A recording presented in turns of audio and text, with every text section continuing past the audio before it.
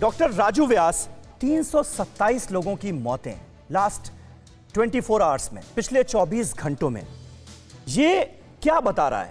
अब तो हम ये देख रहे हैं कि हॉस्पिटलाइजेशन भी बढ़ता हुआ नजर आ रहा है, हालांकि परसेंटेज निश्चित तौर पर कम है और ये कम रहेगी, ये स्टडीज कहती हुई भी नजर आ रही हैं, लेकिन 327 लोगों की जान गई है।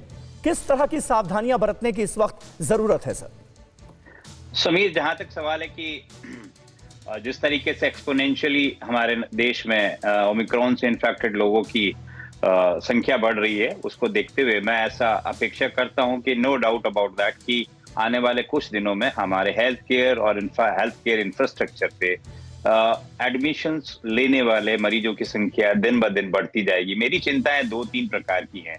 एक साइड में मेरे देश में नंबर ऑफ केसेस जो कि दिन ब दिन बढ़ते चले जा रहे हैं, साथ ही साथ मेरे जो दोस्त और मेरे जो फ्रेंड मेडिकल फ्रेटर्निटी के जो डॉक्टर्स हैं, पैरामेडिकल स्टाफ के लोग हैं, वो भी इन्फेक्ट होते चले जा रहे हैं। इसलिए जो हेल्थ केयर वर्कर, जो इंफ्रास्ट्रक्चर में हमारे या हॉस्पिटल में काम करने वाले लोगों की संख्या है, वो भी कम इस समय में उपलब्ध है। आपने खुद ने एम्स का एक एग्जांपल जो पिछले दिनों देखा है, वहां पे इतने सारे डॉक्टर्स जो हैं वो इन्फेक्ट हो गए। उसके कारण से बहुत सारी जो उनकी रेगुलर सर्जरी या रेगुलर ट्रीटमेंट जो मरीजों के हुआ करते थे, वो भी बंद कर दिए। आने वाले कुछ दिनों में शायद वो इलेक्टिव सर्जिकल इंटरवेंशन भी बंद करने जा रहे हैं। इसी प्रकार की कुछ सिचुएशन हमने हमारे अस्पतालों में भी देखी है पिछले दिनों में।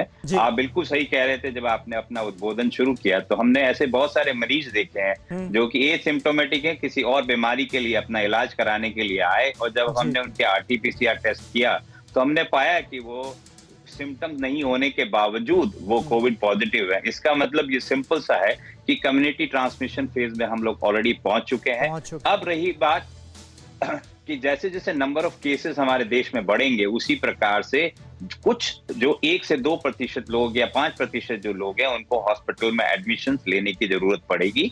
और इतना बड़ा बर्डन हमारे देश का इंफ्रास्ट्रक्चर झेल पाएगा कि नहीं झेल पाएगा, ये कहना बड़ा मुश्किल है आज की स्थिति में। इसलिए मेरी चिंता तीनों एंगल से है, number of cases point of view से, number of admission point of view से।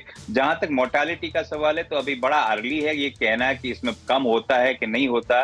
हर कोविड के नए वेरिएंट को काफी सीरियसली हमें लेना चाहिए, और मैं इस बात से बिल्कुल तवज्जो नहीं देता है कि ये माइल्ड है। मेरे को ऐसा लगता है कि हर व्यक्ति के लिए ये अलग अलग तरीके से बिहेव करता है। मेरे लिए, जो कि मैं हेल्थ केयर वर्कर हूं, मैंने कोविड की 2 वैक्सीन लिए, मेरे को कोई कोमॉर्बिड कंडीशन अगर नहीं है, मेरे लिए हो सकता है कि ये माइल्ड हो।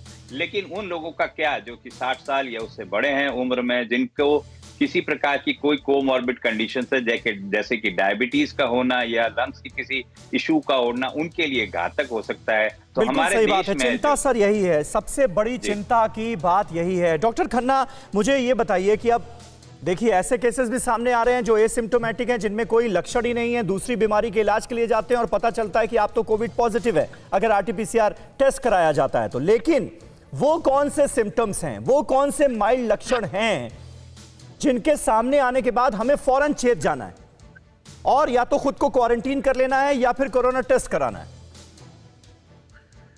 देखिए, ये अभी एग्जैक्टली नहीं मालूम है तो क्या सिम्टम्स है। एक तो कॉमन सिम्टम है गले में खराश होना, गले में दर्द होना, बदन दर्द होना और हल्का बुखार आना। ये एक कॉमन, और साइनोसाइटिस जैसे सिम्टम होना, ये कॉमन सिम्टम्स अगर किसी को आते हैं तो डेफिनेटली उसको चेक कराना चाहिए। इसके अलावा अगर कोई अनएक्सप्लेन्ड बदन दर्द हो रहा है, अनएक्सप्लेन्ड वीकनेस आ रही है या फ्लू लाइक प्रोड्रोमल सिम्टम हो रहे हैं, तो भी अपने को टेस्ट कराना चाहिए और क्वारंटीन कराना चाहिए। मैं बिल्कुल सहमत हूं डॉक्टर राजू व्यास से।